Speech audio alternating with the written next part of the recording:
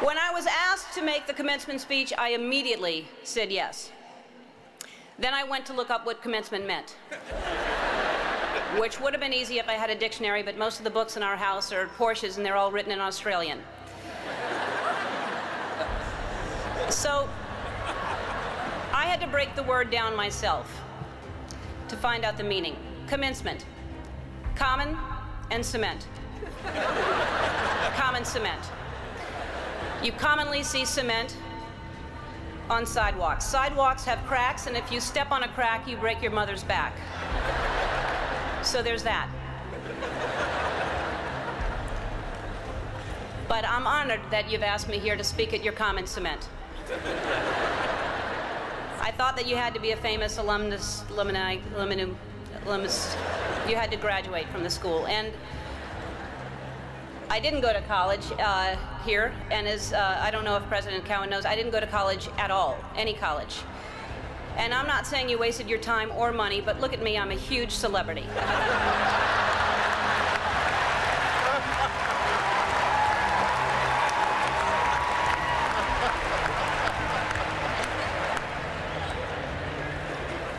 Although I did graduate from the School of Hard Knocks, our mascot was the Knockers.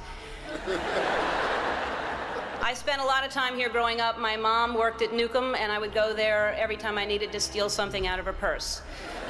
But why am I here today? Clearly not to steal. You're too far away, and I'd never get away with it.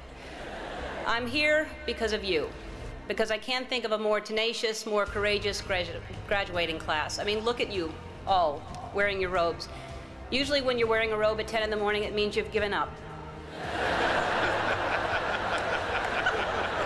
I'm here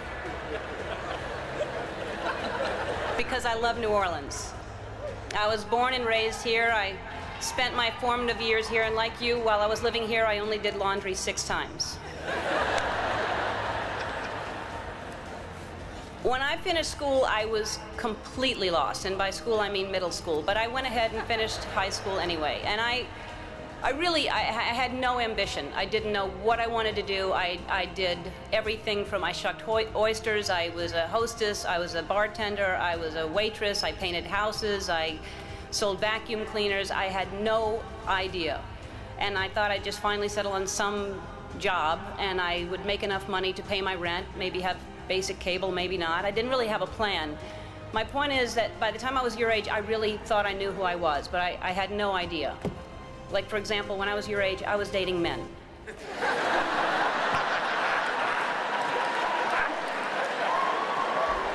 So what I'm saying is, when you're older, most of you will be gay. Is anybody writing this stuff down? Parents?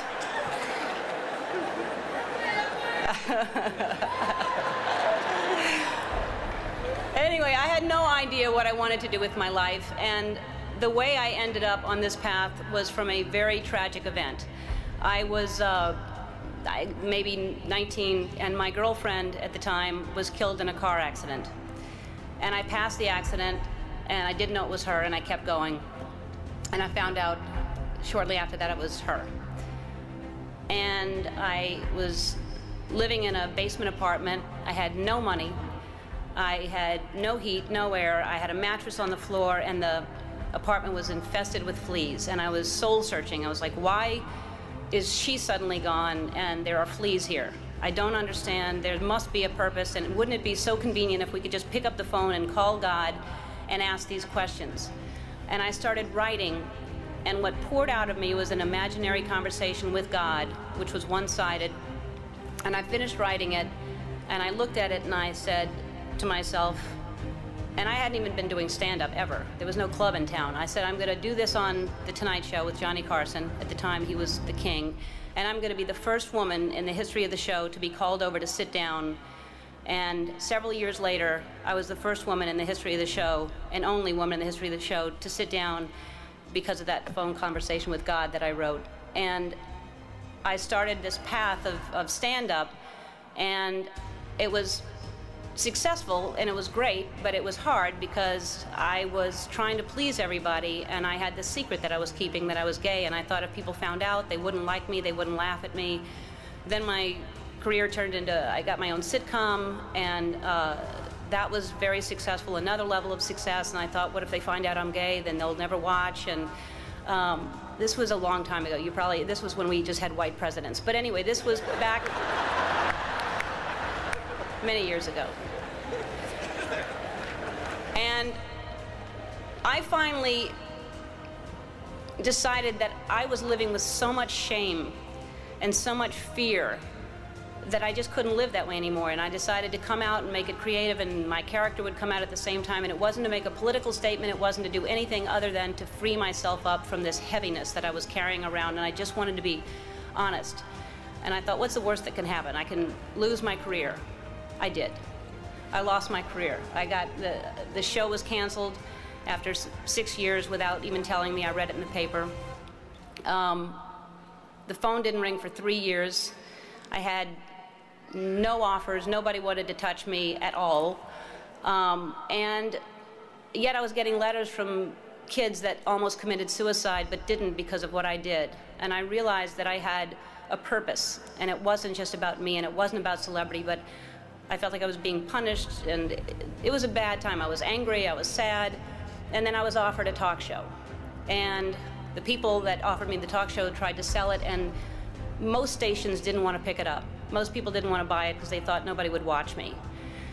And really, when I look back on it, I wouldn't change a thing. I mean, it was so important for me to lose everything because I found out what the most important thing is to be true to yourself. And ultimately, that's what's gotten me to this place. I don't live in fear. I'm free. I have no secrets. And I know I'll always be okay because no matter what, I know who I am. So, in conclusion, when I was younger, I thought success was something different. I thought, when I grow up, I want to be famous.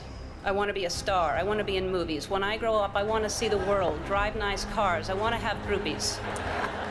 But my idea of success is different today, and as you grow, you'll realize the definition of success changes.